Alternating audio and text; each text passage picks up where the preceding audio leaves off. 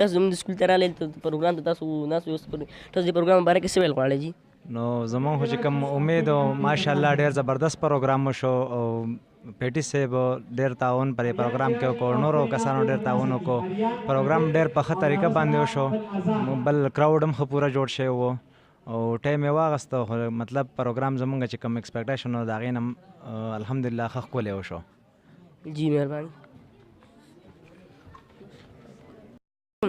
وعلیکم سلام. ستاسو نوم څه دی؟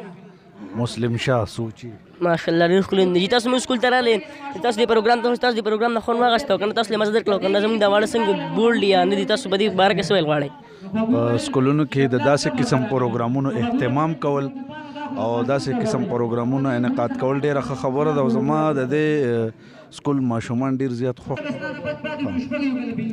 په داسې قسم ادارو کې د داسې قسم پروګرامونو اهتمام کول او داسې قسم پروګرامونه کول دا د تعلیم او د وړو د حوصله افزایۍ دپاره ښه خبره ده.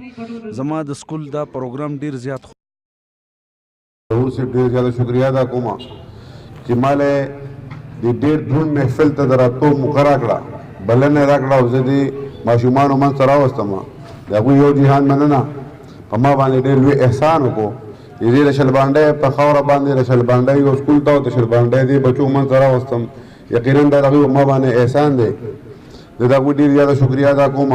او بیا د هغو سټاف ممبر چې څومره دي د النور پبلک سکول هغوی د خراج تحسین پیش کوم په دومره ډېر دروند پروګرام په انعقاد باندې او د دې بچو دا ټیلنټ چې ما ولیدو یقینا دا د ستاینې وړ دي چې هغوی دې بچو له داسې تربیت ورکړ دی لکه چې دا بچي زموږ مستقبل دی. زه د هغوی ټولو سټاف ممبر ته خراج تحسین پیش کوم. څنګه چې پرنسپل صاحب ووایي دا پوهان دي، دا اعلی تعلیم یافته دي، تعلیم په حواله باندې دوی خبرې وکړې. یقینا د تعلیم نه بغیر ترقي ممکن نه ده. خو زه یو خبره په افسوس سره کوم، په تېر شوي کالو منځ دا خبره کړې وه ځکه چې دلته سټوډنټان په سوونو دي او کوم والدین چې راسي هغه په شمار راځي. نو د دې نه دا خبره ظاهرېږي څنګه چې عبدالسلام صاحب ووایي چې زمونږ کم والدین چې دي هغه د خپلو بچو په تعلیم او په تربیت کې دلچسپي نه لري.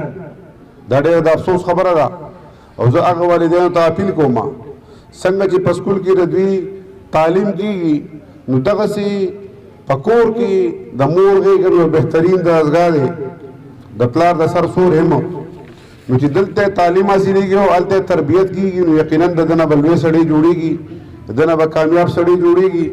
خو موږ ټول دلچسپي نه لرو، دا زموږ بدقسمتي ده. زه اپیل کوم هغه والدینو